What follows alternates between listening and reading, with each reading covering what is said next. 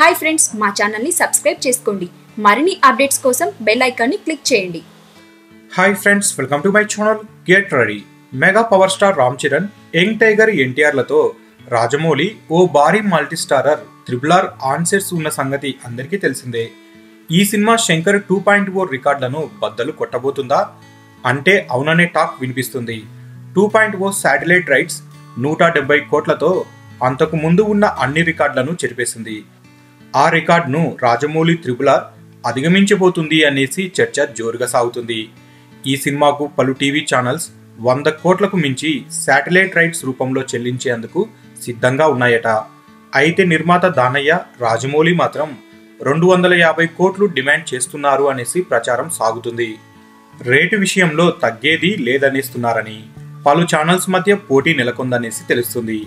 Baahubali series తర్వాత రాజమౌళి చేస్తున్న భారీ బడ్జెట్ చిత్రం ఇది. దాదాపు 300 కోట్ల మేర ఎంతో ప్రతిష్టాత్మకంగా తెరకెక్కుతున్న చిత్రం ఇది. అందుకే ఈ స్థాయి డిమాండ్ నెలకొందన్న విశ్లేషణ చేస్తున్నారు. రకరకాల క్యాలిక్యులేషన్స్ ను దృష్టిలో పెట్టుకునే నిర్మాత దానయ్య ఈ చిత్ర శాటిలైట్ రైట్స్ కు భారీగా డిమాండ్ చేస్తున్నారట. ప్రస్తుతం ఈ సినిమా 2వ షెడ్యూల్ చిత్రీకరణ సాగుతుంది. 2020లో ఈ చిత్రాన్ని రిలీజ్ చేయనున్నారు.